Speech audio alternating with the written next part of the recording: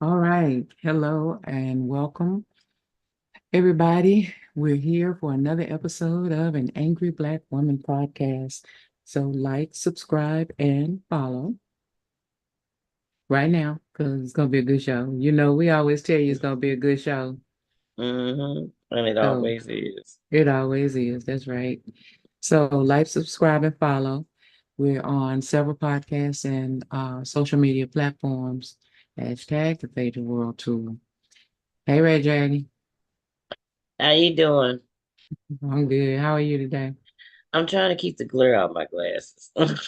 I got some new glasses and they're tinted, and I'm trying to keep the glare so people are not like, is this the Matrix? I feel like I got my Stevie Wonder going on. Stop. You got his money too? No, I wish. Can I get just a third of a third of that? That's all you want. You A just want third of a third. a third of Stevie's money. A third of a third of Stevie's money, because I know he So got you a want lot. one? Okay. He got. I know he got enough to spare. Yeah. So, okay, y'all. Remember in February we began a new series entitled The Elementary Chronicles. And it's basically about the state of education in the world today, and especially here in the United States. And it happens to be something that I'm passionate about. So, in April of each year, Texas students sit for standardized testing, statewide standardized testing, and children are tested in grades 3 through 12. So 3 through 8, they test pretty regularly, like grade 3, grade 4, grade 5, Mm. like that. And they test in language arts, and they test in science, social studies, and they test in you know, math. When they get to high school, they don't necessarily test for all of the subjects. Like there's a specific something that they have to test for when they get in high school. But through and through, they have to pass in order to um, be promoted to the next grade or even to graduate. So the name of the test, um, it's morphed over time, over the years. It's changed several names. I remember when it first started.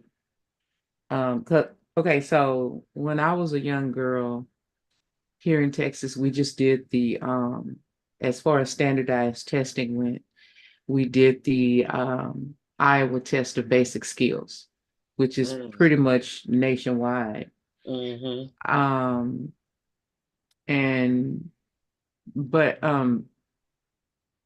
by the time I had children, there was a gentleman here by the name of Rod Page. He had worked in the school system. He had been the president of Texas Southern University, and he went to work for then Governor, um, what's his name? George Bush, George W. Bush, W. and he became over the Department of Education, and he came up with a test that used to be called the TOS test, Texas Assessment. Okay, that's what my children took. Mm. So it's morphed, and they've tweaked it, whatever. It was the TOS test, it was the tax test, it was the um I forgot there's one more in there, and then now it's called the STAR test. Mm. Okay. So they've tweaked it each year based on what they think children should be learning. My problem with the test, no matter what the name was that teachers ended up teaching in order for the children to pass the test. So they were teaching more or less what was on the test. I'll give you an example. Mm. So my daughter was getting ready to go to, or the oldest one was getting ready to go to middle school, junior high school. In some places, it's called intermediate school, but that mid-range school. Okay. Um, She was getting ready to go to middle school because it when I was a young girl, it was junior high school. Mm-hmm. Okay, they switched it to middle school. Okay. So she was getting ready to go to middle school, and I was trying to find the school for her. And back then I used to struggle with the fact that they were surrounded by white children. I know y'all gonna have some Why? y'all gonna have something to say with me about that, but like I wanted to make sure that they could be in the world and not just around, Mm, certain people. But I okay. wanted them to be able to have a good education no matter where they were. Mm-hmm. So I was not anticipating, I was contemplating putting her in a all black school or a school that was predominantly black because one of her cousins was going to be at that school and she would have somebody she could hang with, but like um she could be in their AP classes or whatever or gifted and talented classes, but then Mm-hmm. she'd have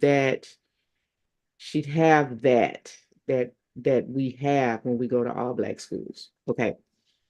Okay. So I took time from lunch and I went over there to speak with the counselor.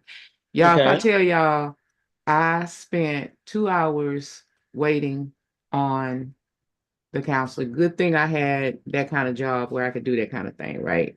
Mm. I Yeah, so sat you there, had a y'all. job when you got back, Yeah, huh? right, right. So I sat there and I waited and I waited. And I'm listening to the intercom. So there was so come over here. There's a fight in the cafeteria. Come over here. It's a fight over here. Come over here. It's a fight over there. So I'm sitting there and I'm kind of going, oh. So she finally comes to talk with me, and she's hearing that my daughter was in the gifted and talented program in elementary school. The particular school my children went to was well known. I think it's still well known for um you know gifted and talented children. Mm-hmm. And so they wanted her there because their toss test scores were really low. Like they were on the brink Hmm. of having some real troubles with the state. Oh, I wonder why. So they wanted her there. They needed Okay. that kind of person there who could pass the toss test, Well, everybody else was fighting, so that makes sense. right? So she's talking to me and she's giving me all the high points. And I go, okay, but wait a minute. Um, she's thinking that I just want to know about the academics. And I did. But my child was very, very active. She ran track in a summer league. She was on a swim team summer league. Like she was dancing to dance classes. Like she was super active, and I understood the importance of both. Right, a healthy balance. Right. Mm-hmm. And so I said, but wait a minute. I mean, I haven't heard about PE or track team or like what about that? She probably would want to join the track team. She said, "Oh, we don't have that here." Mm-mm. I They said, too "I'm busy sorry." fighting. She said, "No, we don't have PE, physical education, for those of you who don't know what that is." And I said, "I'm sorry. This is high school, This is middle school, middle school, junior middle high school. school. I don't what do they call it what do they call it where Yeah, I you think are? it's middle school. Yeah, middle school, Okay. junior high. Yeah. Intermediate. Okay." So, we talking like sixth grade, somewhere over there. Okay. I'm still amazed. So I said, so wait, okay, so how how do they get that part? And she goes, we have toss related PE. And I said, what is toss related PE? She said, well, they don't do, your standard playing volleyball and all of that. They go over the toss test concepts. Right. So Mm. I don't know how it was related to PE because they weren't doing any moving. They just sitting there going like, and I said, okay, I, all right, thank you so much. Now, that was my cousin's you know, school in her neighborhood. So she was supposed to go there. But I didn't have to send my child there. So I didn't send my child there. I talked to my child and we came up with a plan as to where she was gonna go. And she went to a school that was heavy in the arts. She was in the honor roll classes, and after school, she was in a dance school related dance classes. Like you could take, instead of taking PE, traditional PE courses, Hmm. she was in a dance class for her PE courses. Okay. And then she was also in the school dance company. And my daughter ran track after Wow. school. So, and she flourished at that school. So that was my problem.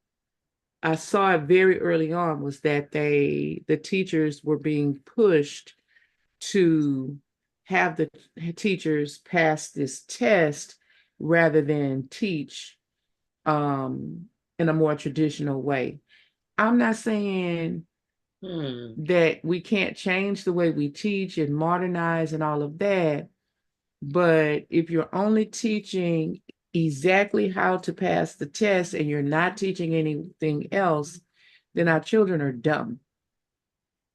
Well, that brings to mind three different experiences with those tests here in Missouri because my son, my oldest, being in the special school district, their curriculum is so much different than the regular school. General education. I keep saying regular. And I noticed that they were the way they were trying to teach and coach the kids. At first, it was like you said, it was general educational concepts that we all grew up with, your ABCs and this, how to enunciate. But then I'd say by the time my son got out of preschool going into the elementary, just the elementary portion, Mm-hmm. charter schools started popping up everywhere. Mm-hmm. And they were centered around this alternative uh, teaching where it did seem like you had different themes for these charter schools. And it seemed like they were taking a more uh focus depending on the area. So if you went in on a certain street, like down up here in St. Louis, we have like the historical north side where there's a very black presence, right? And I'm not I don't like to use negative terms, but it's ghetto. Okay, the school systems down there used to be very very good, but they kind of like downscaled, and so the teaching is very lax.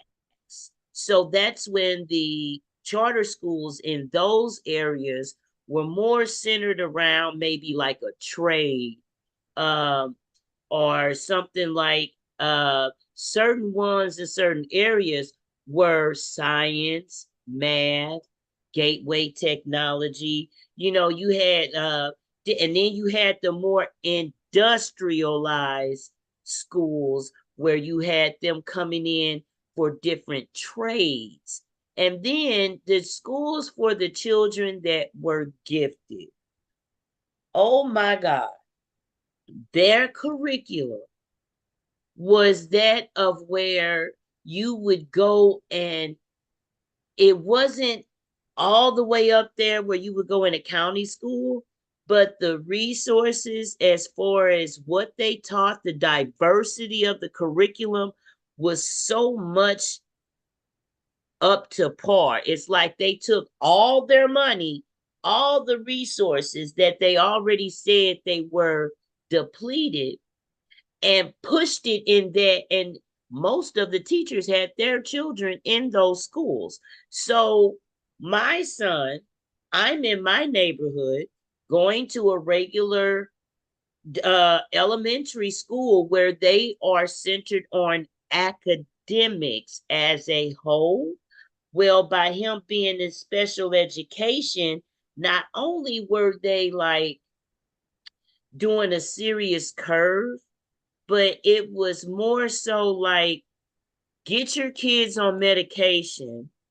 And then when I walk in there, they're on iPads, they're on different things, but the learning concept, that connection with education, seriously lacks.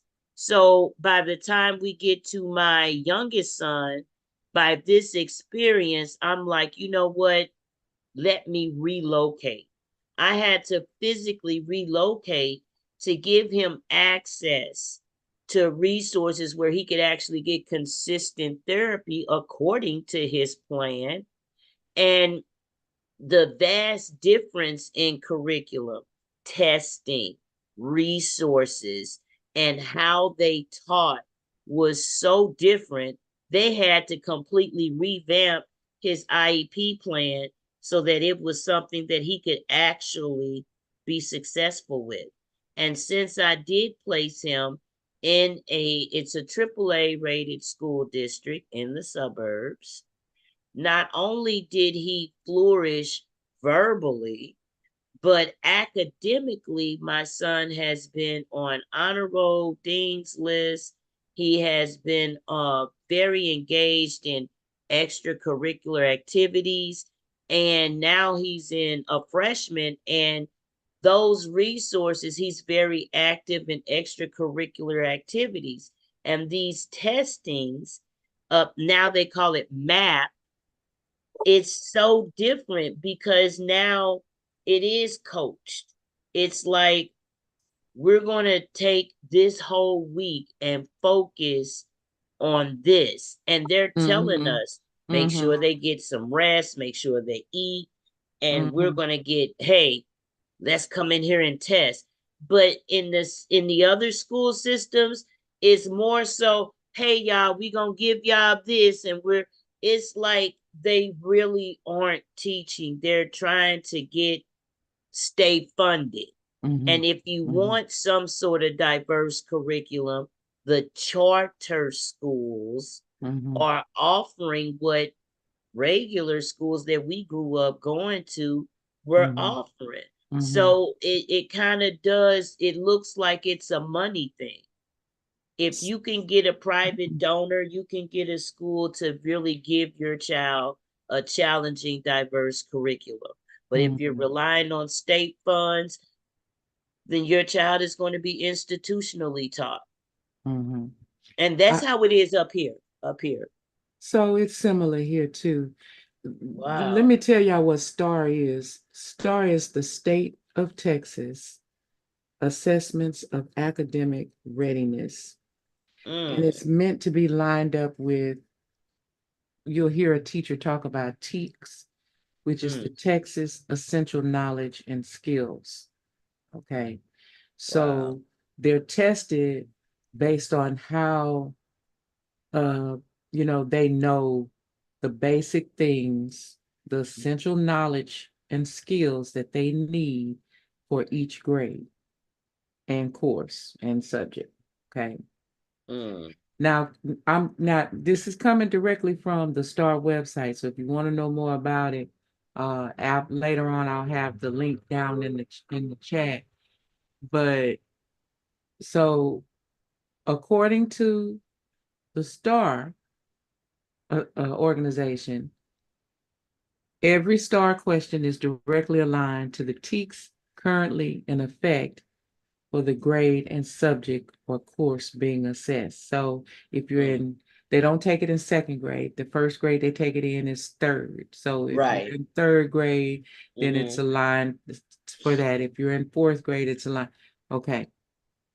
So here's the part I want to talk about that they say STAR helps to ensure that Texas students are competitive with other students both nationally and internationally.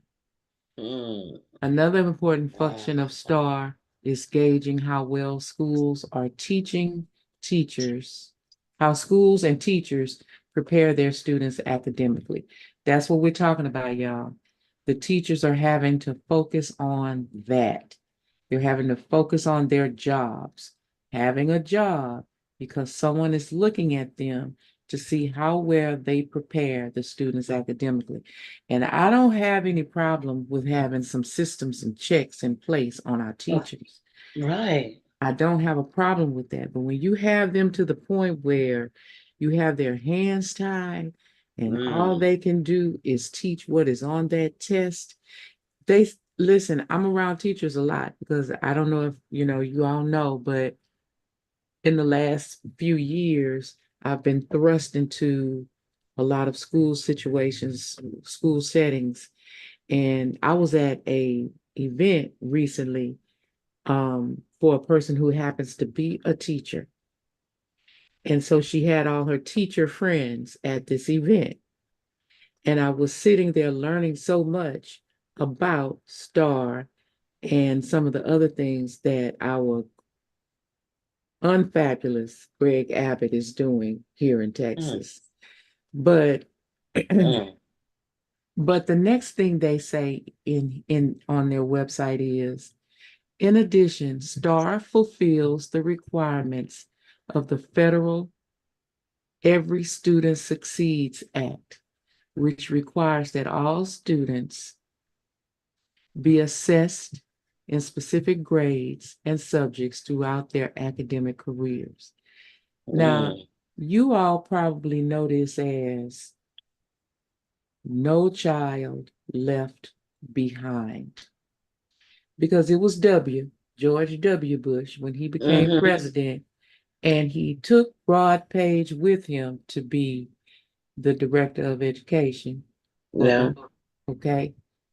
And he introduced No Child Left Behind to the rest of the nation. So if you're wondering Yeah. why you got that, that's why you got that. Mm. And some states have continued it where other states have not. I don't have a problem with us trying to find a way to educate all children. Mm-hmm. What I have a problem with this is that this forces a teacher's hand to promote a child who has not learned the concepts. So Mm. instead of having a child be in third grade until he's 18 years old, Mm-hmm. you're socially promoting the children, and then you're promoting functional illiteracy, right? Because they didn't have a plan. I heard you call it, I think you said IAP plan. IEP plan. Yep. Okay. Here, it's a 504. Um, that was actually named after a particular person who needed that. It went all the way to the Supreme Court. Mm-hmm. That's how we got that. That's how we got that in our states. And each state is Wow. named something different. But Mm-hmm. um, but that No Child Left Behind started here. I can't stand No Child Left Behind. It's really it, what I experienced was they weed out the the children that can keep up, okay, with the pace. Not necessarily learning, but just can keep up with with generating assignments and paying attention and getting a work in to be graded so that they can say that this is we're generating people and this is learning happening, right? Then the ones that, it might take them a minute to catch on. They don't learn at that pace. You got to slow it down. Well, those are weaker links, right? So Mm-hmm. that's when they started to get special education.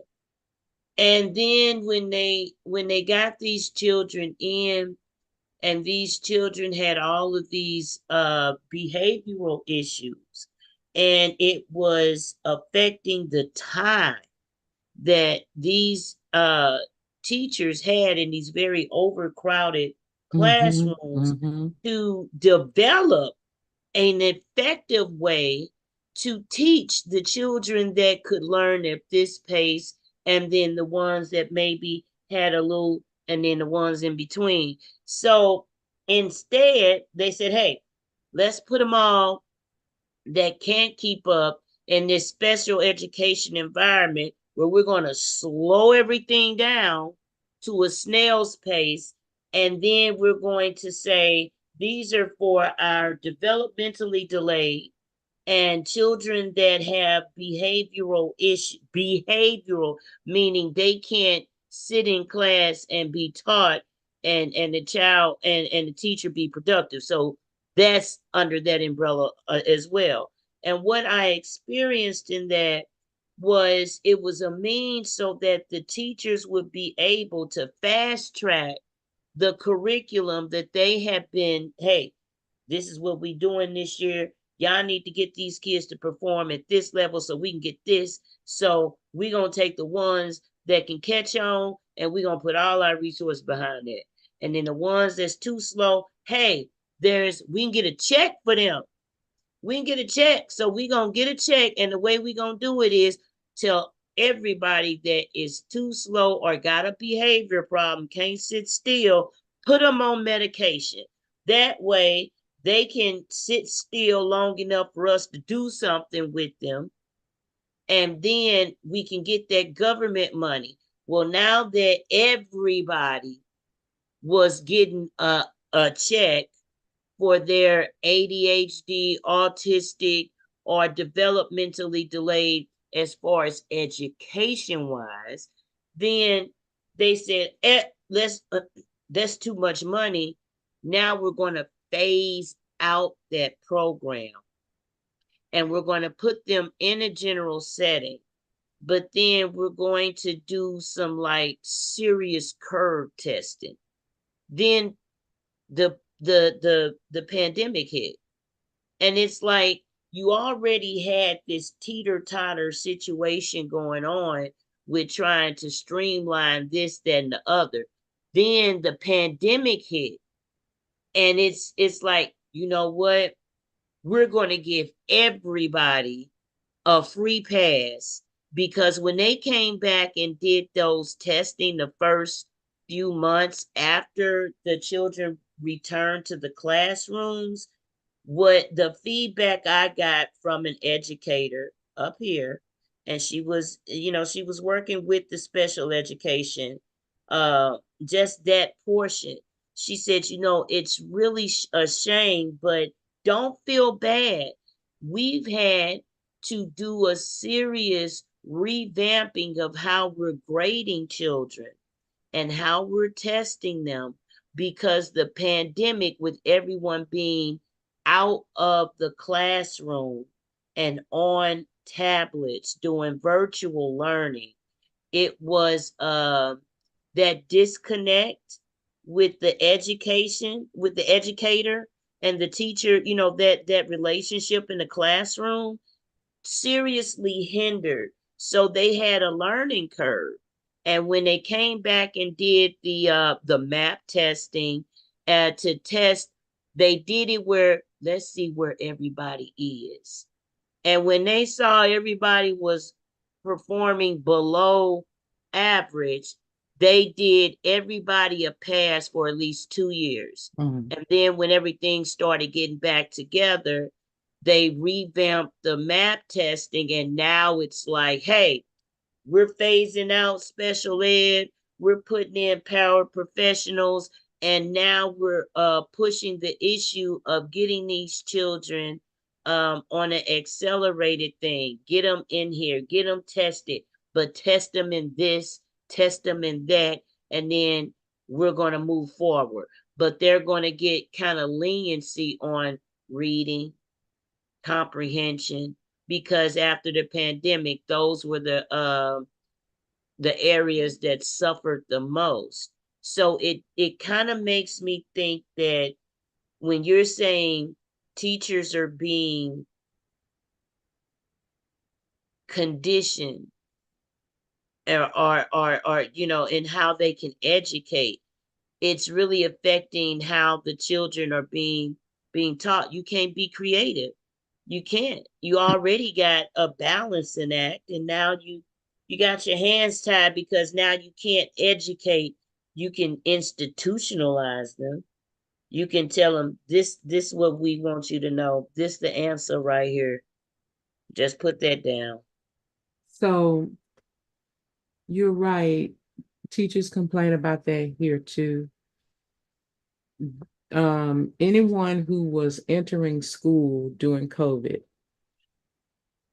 there is a vast um, difference in the way that they learn, the Mm, things that they learn, just a vast difference in those children than the children who were already in school, like say third and up, okay. third and up. Um, and then you have that kindergarten, first and second grade who Mm-hmm. were entering school during COVID, and teachers can see the difference, and they're battling with that. They're battling with trying to bring them back up to where they should be. Mm-hmm. Um, so teachers have in Texas, I can't speak on anybody else, but I know that teachers, period, have a lot to do. Yeah. And here in Texas, they changed the scale Mm-hmm.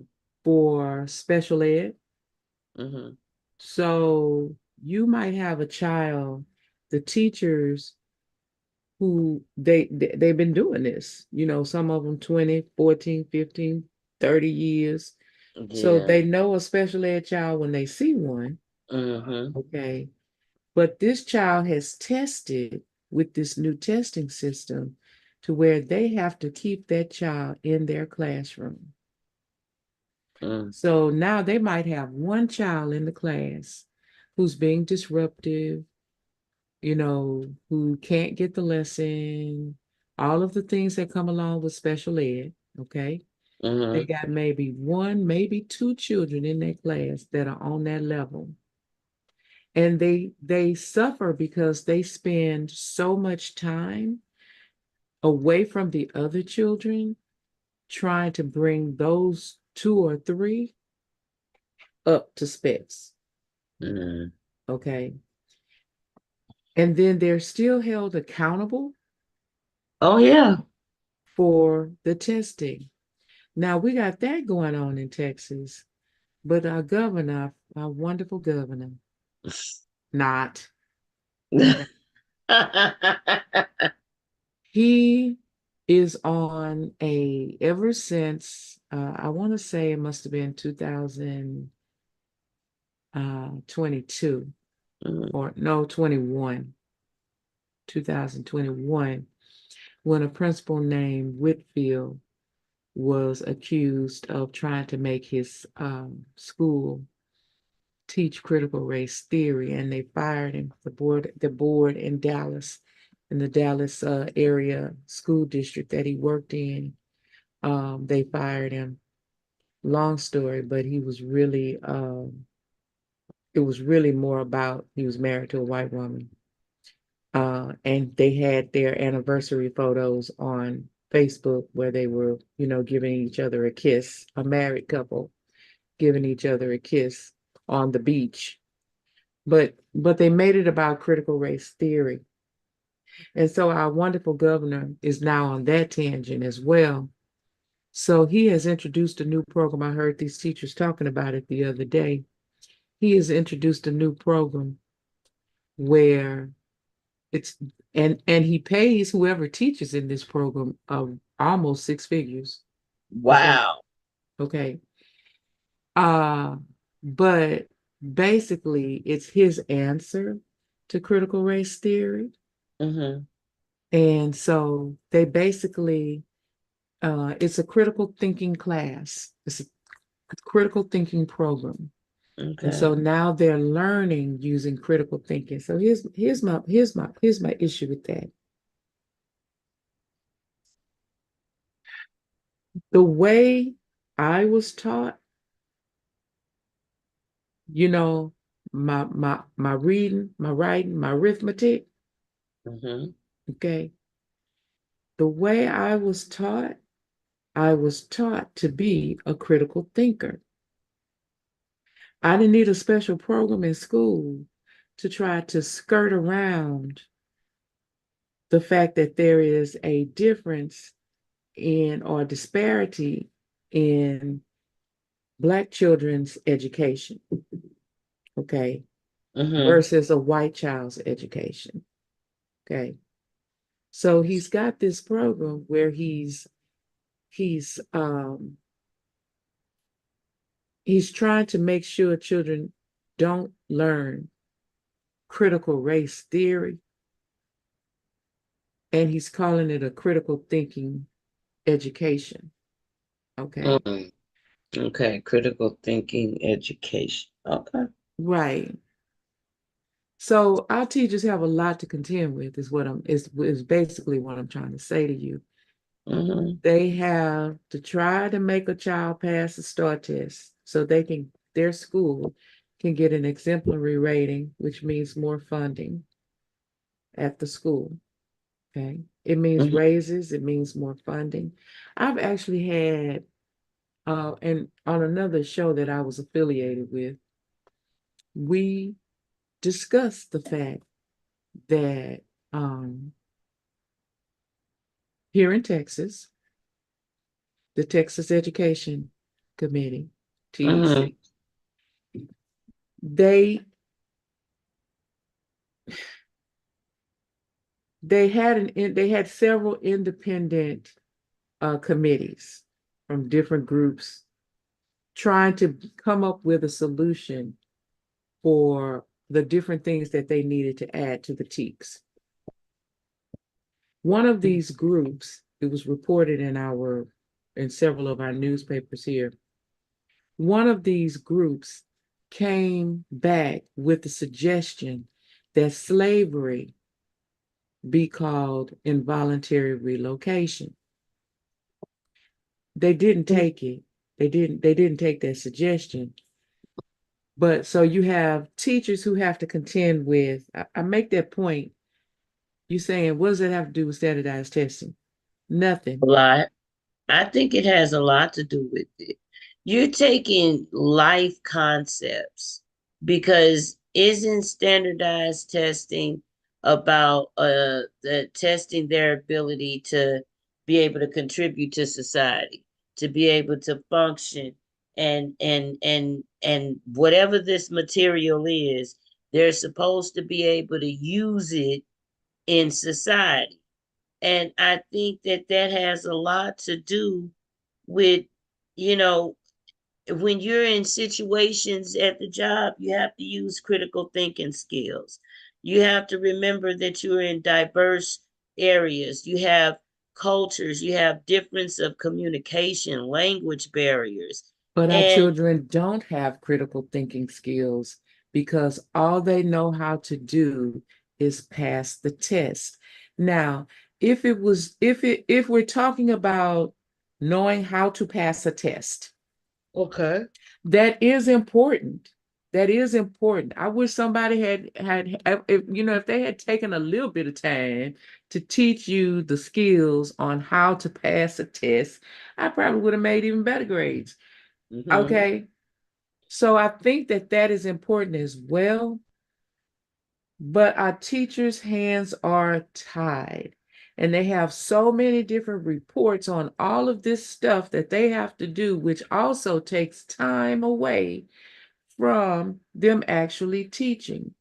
Okay. So are the standardized testing tests working? In my opinion, no, because I have worked with some children um, in the capacity of interventionist in language arts. Mm-hmm. And some of they're reading a book that's on their reading level, and half the stuff in the book they can't pronounce because they've never Never seen heard. that or heard of it before. And so you've got a standardized test, just like with the Iowa test of basic skills. Mm-hmm. Okay. Our vocabulary and the things that we learned when we were that age, Yeah. it was important that in my Black community that our teachers taught that to us because they knew, these teachers knew that we were inner city kids. I wasn't Mm-hmm. raised in a rural area. Mm-hmm. So uh I mean, I happen to know what it was because my father came from a rural area and we would go and visit the country. But most kids didn't know what a weather vane was. And so they would have a question like that in the Iowa Test of Basic Skills. That part has not changed. The children are having to, they're having to read things in or having things in the test that they have no connection with. Whereas their counterparts, their white counterparts or their wealthy counterparts, may have traveled to this place or that place and may have seen that or may have had a conversation about that. Mm-hmm. I'm sitting here reading with these children and I'm trying to teach them in the way that I need to teach them for them to pass the essay part of their test. And they're stopping me with all these questions because they don't know what these things are. And you know, it makes me think about the society that they are coming into is enabling this because it's not forcing them to have critical thoughts. You just ask Google. You don't have to think critically. You don't have to figure anything out. There's an app for it. There is assistive technology that has evolved over into AI technology. Now you really don't have to use your brain for anything. And with the way the school is taking the learning, the pursuit of education, the process of educating out and giving them a tablet and saying, press this button. Okay, you got it right. Now you learn something. That's what it's been reduced to. And then the society that they're growing up around is pretty much catering to that. Don't put Right, no more thought in it. Just press a button, ask Siri, ask Google, and there you go. right. I I have had the opportunity to tutor some children who take class online. They take class from a outside education source that specializes in online learning. And they have a workbook for them to write things down. And the children that I've worked with struggle when it comes to that part. If it's just, I, if it's just I click this button and listen, Mm-hmm. and then I click a button and choose A, B, and C, Mm-hmm. then they do well. But if they have to write it down, then there's a disconnect. And so the the teachers have all of that to contend with.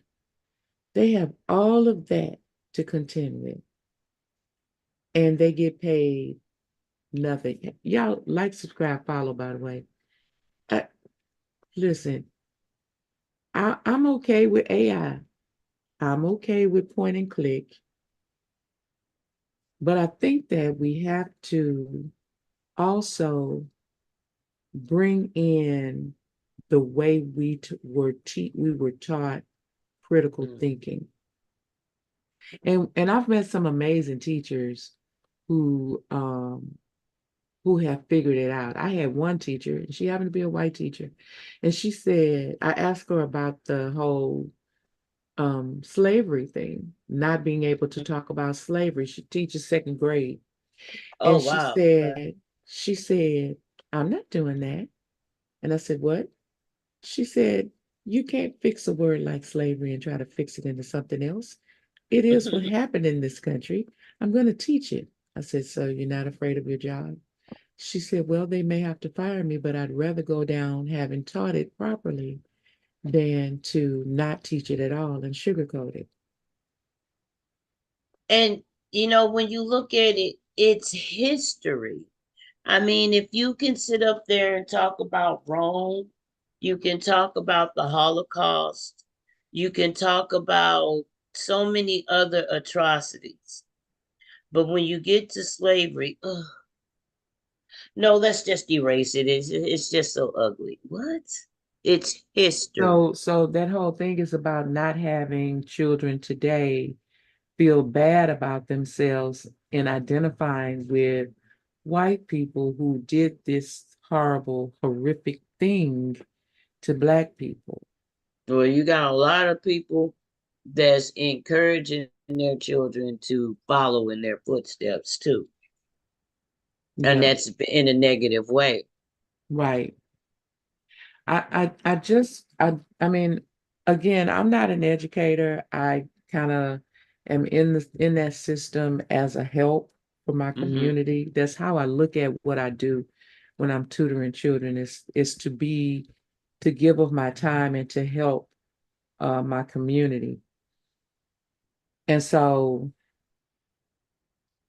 it's interesting to really pay attention to teachers, people who are teachers, and to hear how they feel about this. And I'm telling you that many of them are just tired of the nonsense.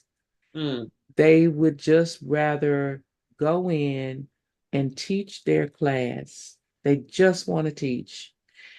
And those children who should be identified as special ed, they honestly feel for those children who are Mm. sitting in their class, and they may have modifications and they may not. They honestly feel for those children who are sitting in their class and they have to move on. I was co-teaching for this one teacher. I would pull small groups for her, but when she needed me to do it, I would co-teach with her. And there was this little boy who slept every Mm. day. And every day we were trying to make him wake up. Hmm. And he was so tired. And then he would get ugly. He would get mad because we were waking him up. And I'd take him out in the hallway and I'd walk him up and down in the hallway and he'd get mad at me. He'd be so angry. He was in fourth grade. Mm. He was not doing his homework. Okay. He was not doing his classwork. And the teacher said to me, and I'm going to have to pass him, and it's not fair to him. Her hands were tied as to what she could do. Wow. Now, I want to say this too. Parents, it's not all on the teachers. Whether or not your child can pass a standardized test is not all on the teachers. It's on parents as well. Mm. When my son was younger, I think it was starting fourth grade. He had not yet been diagnosed with dyslexia, but I knew something was wrong and I was playing Mama Lion and I could never get the teachers to know anyone to listen to me. And so this TOS test came along and they give you like half a day to get it done. And my son didn't pass by 4 questions because he was just kind of sitting there, just kind of looking out the window, not really trying to take the test. Wow. Was he challenged? Did he feel challenged at all? Well, we found out the next year that he had dyslexia. So yes, that's what the challenge was. It wasn't that he couldn't do the work or it was not enough work Hmm. below or over his head. It was that he was dyslexic. So that was the challenge, was the reading of it. And so right before school was out on his fourth grade year, the principals, if you fail the test like that, the principals actually can make the choice to go ahead on and promote you based Hmm. on your score, right? Hmm. And she did promote him, but this was her reasoning. She said he failed by this amount, but I know what kind of parent you are, so I'm going to pass him. And I'm going to ask you to please work with him over the summer. I said, well, does he need to go to summer school? She said, no, he doesn't need to go to summer school. He'll be fine because you're going to work with him. And I know he'll be fine. I said, okay, so what do I need to work on? And she told me. I don't know if they still do it. I've not checked. But back then with the TOS test, they used to put the older versions of the test for all the grade levels on the internet. Okay. So I went and printed them all out for fourth grade. And then I printed them all out for fifth grade. The practice ones they had on there. Okay. And my way of teaching him how to take the test was because it was basically that he was just kind of playing around because he had all day. Mm. What I did was I there were two things. One, when he actually sat for me to take the test, he didn't have 2 hours, he didn't have 4 hours. He had 1 hour. So I trained him to take the test in 1 hour. I would set the kitchen timer, Hmm. and he had 1 hour to take the test. You're not going to play, you're just going to take the test. You're going to take it, you're going to finish Uh, it in 1 hour. The next thing I did was I had my own summer school, but mhm. I did it in a way that was fun for him. Right, So right. we would have summer camp theater, Oh, that's and interesting. he and his sisters would have to put together a show, which means now he's got to write the script, Hmm. he's got to create the song, which is poetry, Okay. right? That's Okay. poetry, Right. okay? Because he struggled with poetry at the beginning. He then they had to put the show on. They had to do all the decorations, and then they would have to perform it. We would invite their friends over, and they would have to perform it. Okay. Hmm. So all of the things that went into school, like I would give him something out of social studies, and we would have a whole lesson on it, and he would have to incorporate all of that we learned in school over the summer in mama school. He would have to incorporate that in his show. So basically, he was showing his understanding of all the things that we learn, but he's doing it with song and dance, right? Yeah, that's very creative. And I think that is what's missing, the freedom to take learning and make it creative and fun. And now it's just so unchallenging. My freshman son comes home and he's like, they switched all my classes. So for like 2 hours towards the end of the day, I'm literally doing nothing. And I get home and I'm tired. What are you tired from, Mom? I'm just drained. I'm getting most of my classes done during the day, the important foundational classes. But then after that, there's really nothing else left to do.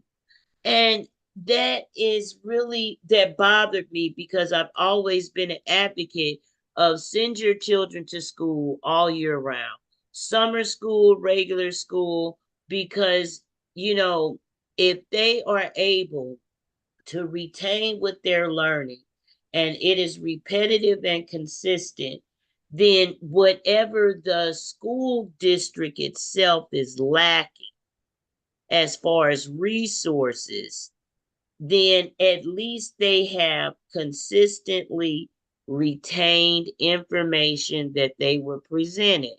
But then you had to get creative because the more they lost funding, lost support staff, got short staff, then you had to pick up at home whatever they didn't do at school. So that wiggle room for creativity,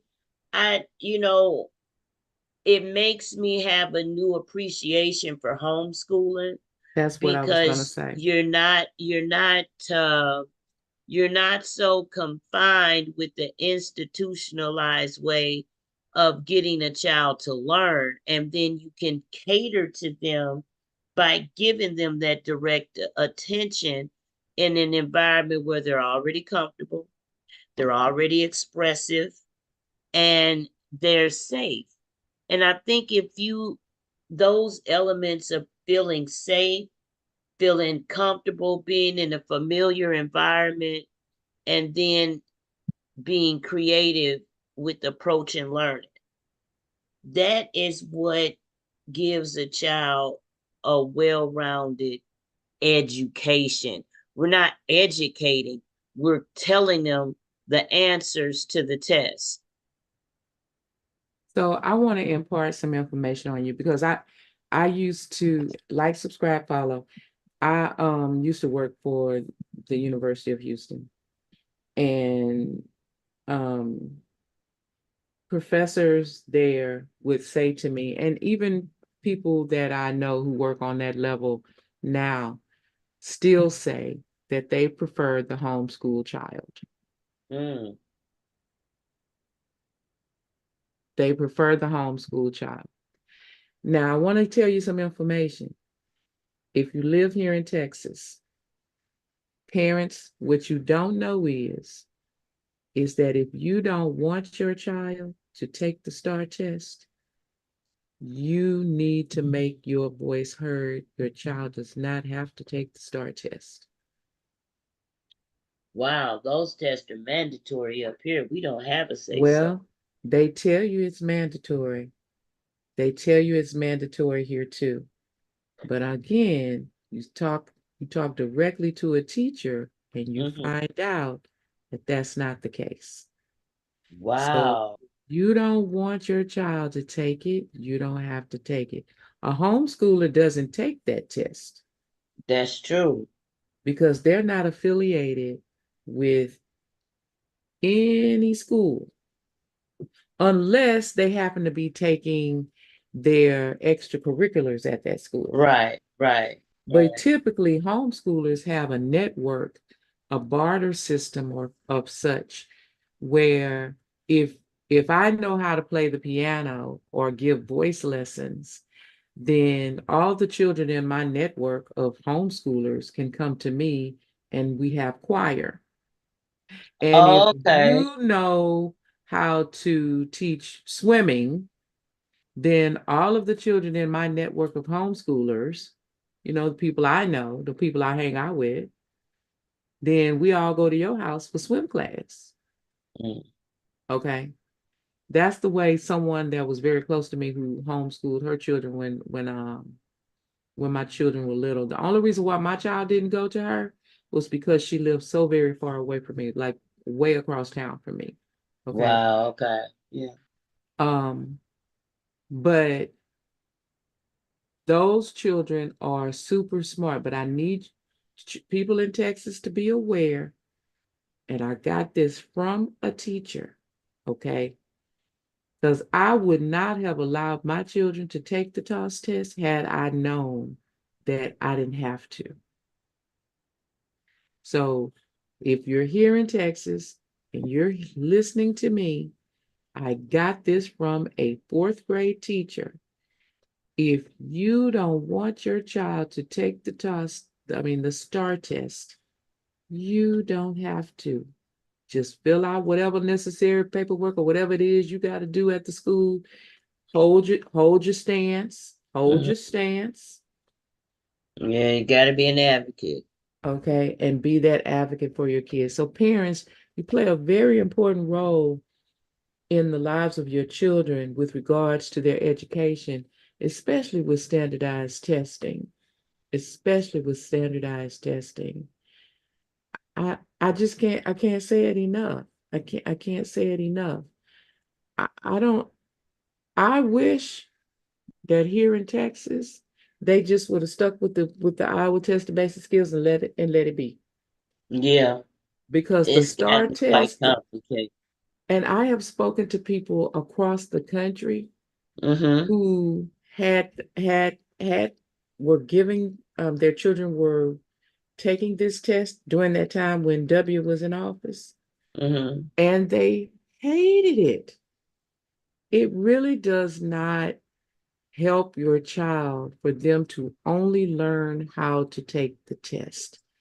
All of the other stuff has to go along with it. That's So, true. I mean, when you look at it, your title is educator. How are you?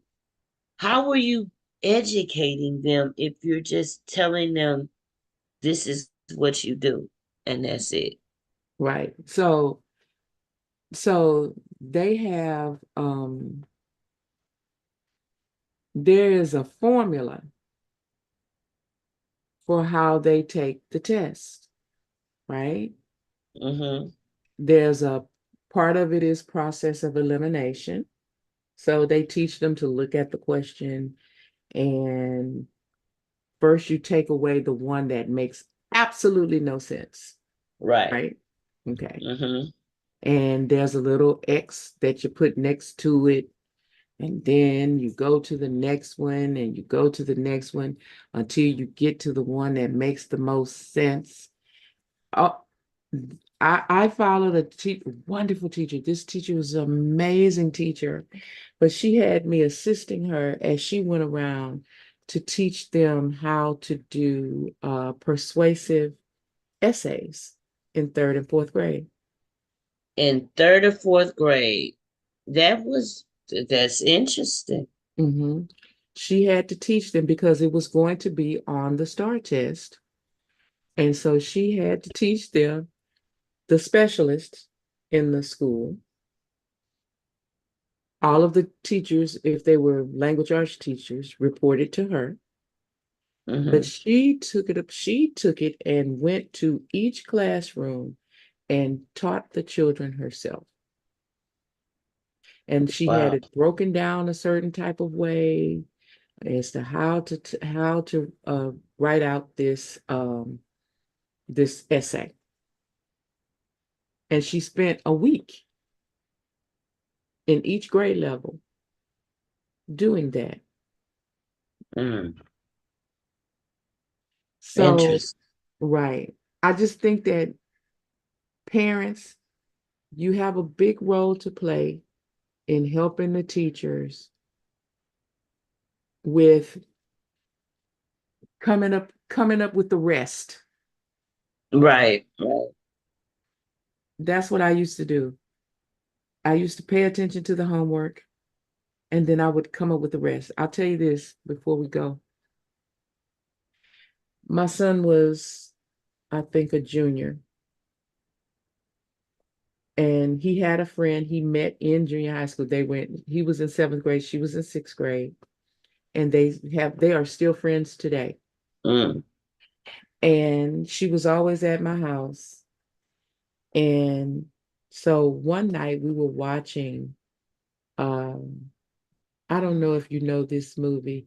It's called The Caddies. Yeah. Okay, we were watching that, and it didn't dawn on me that she didn't realize what was going on in that movie. She was laughing in all the right places, but it never dawned on me that she didn't get what was actually going on in that movie. So we're talking afterwards because I always talk to my children. We sat down to dinner together and we talked around the dinner table. We Mm-hmm. watched we watched the movies together and we discussed the movies together. We still do that. And so I said something about Betsy Ross. No, I said, oh, we went from the caddies to Mm-hmm. Bagger Vance, the legend of Oh, Bagger okay. Vance. Okay. And I said something about him being a caddy, Will Smith's character being a caddy. Mm-hmm. And she looked at me and I said, "What's wrong?" She said, "That's a car." Oh, okay. She said, "He's not a car." Wow. Now my son started laughing Mm-hmm. and I said, "No, that's his job, a caddy. Mm-hmm. Walking around with that bag of golf clubs behind the Mm-hmm. golfer, Right. that job is called being a caddy." Mm-hmm. And then we had a long discussion about how that job in the early days of that sport was mostly held by Black men, right? So we had a history lesson. Right, a We, history moment. like she learned what the word meant. So there was ELA going on and there Mm-hmm. was history going on. Critical race theory. Critical thinking, right? Yes. And so she's like, "What do you mean only Black people did that job?" I was like, "Well, it was kind of like a servant job, but these Mm-hmm. men really could golf better than the golfers because they knew which stick, which club to use based on where they were in the on the golf course. But they weren't seen as important, so they were given this task to walk around behind the rest of them, behind the white man, and teach them, tell them which one was the best one to use, which putt or whatever was the best one to use. Mm-hmm. So they were really great golfers, and they got paid quite a bit of money to do that. And she looked at me like. So then I said, "Wait a minute, why don't you know that?" I said, "You're saying a caddy is a car. What do you mean?" She said, "A caddy, a caddy, a fancy car, a caddy." And I said, "A Cadillac?" And she said, "Yeah, but it's called a caddy." I said, "It's a Cadillac. Caddy is his nickname, but it's spelled different. It is different." Mm-hmm. Yeah. So then I said, "Okay, I got a question. Who is Betsy Ross?" Because that's something you learn in kindergarten. Mm-hmm. And she had no idea, none. She had no idea that a group of women actually sold the first flag. No idea. It, I know these are small and unimportant things to you, but it just shows that the critical thinking is not being taught. What's being taught is how to um, pass a standardized test. So, for Mm-hmm. that reason, I'm not altogether sure that standardized testing is working. they're not going to challenge them to reach their full potential. It's just here's the answer, get it over with. Yeah, yeah. This is how you find the answer quickly. Yeah, Well, this has definitely been a great topic. yeah, yeah. Y'all Though know we out of time. Y'all know we out of time. I'd never guessed though, the way that they have that set up in Texas being very similar. But I did want to ask, do you all have charter schools We down do. there? We do for the You same do. reason too. So at Okay. some point, that's what they decided was that not every child was college bound. Mm-hmm. And so they created like there's a criminal justice school and there's a fine arts school. On every level, there's a fine arts school in some places here in Houston area. Mm-hmm. I know in one district, that's not the Houston district, but it's a adjacent district. They have a Like middle school, Pasadena or something. Okay. right? They have a middle school that is a fine arts school. Okay. So you would have, and I attended a school, one of the first of that kind, actually. Um, um, we had a 3 hour block. Either you went back at that time, I don't know how they do it now, but at that time you either had your classes, your fine arts classes in the morning or the afternoon, depending on your level. Okay.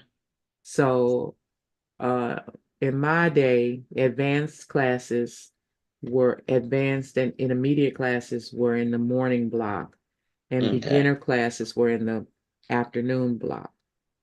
So Okay. if you were a beginner dancer, maybe you had some raw talent, but you never actually had a dance class. Mm-hmm. So you were in the afternoon block, which was after lunch. Before lunch, you had your reading, writing, arithmetic, social studies, all of that. And then if you were in the morning block, that means you were either intermediate or advanced, and you took your reading, writing, and arithmetic, and Spanish, and all of that, foreign language, and all of that in the afternoon. Okay. Right.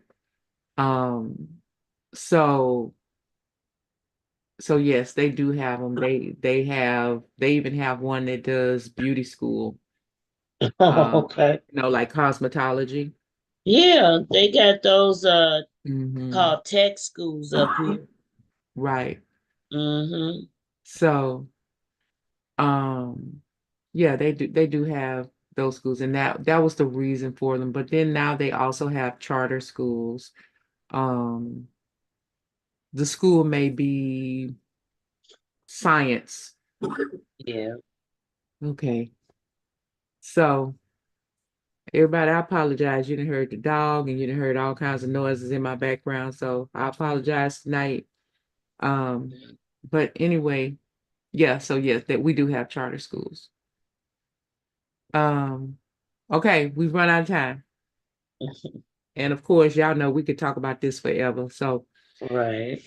if you need any information, I will have it in the liner notes real soon Mm-hmm. about the star um and also how you can help your child take a Mm-hmm. standardized test.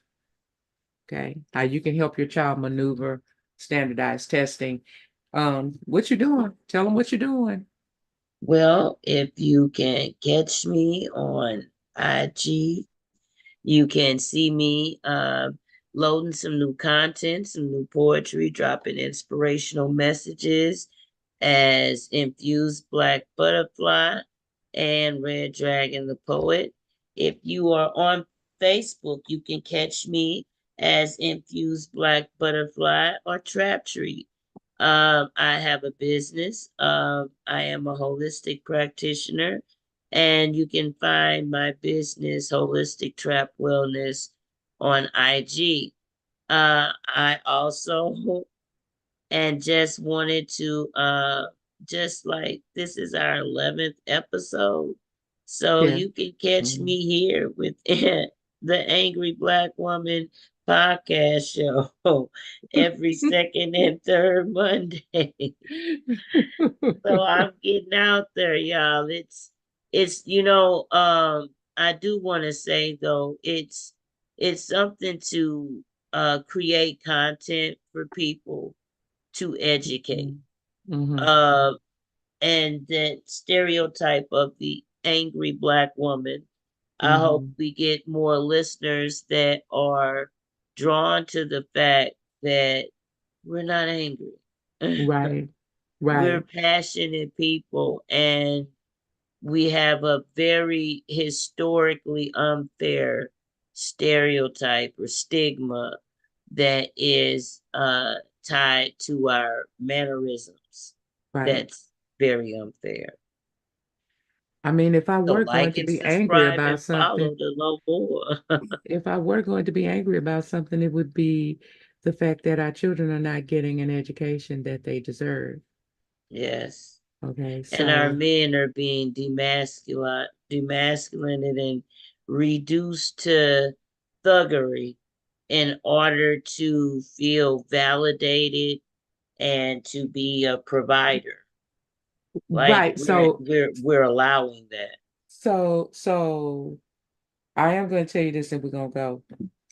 So I know a little girl who was being tutored, and the father was paying for it.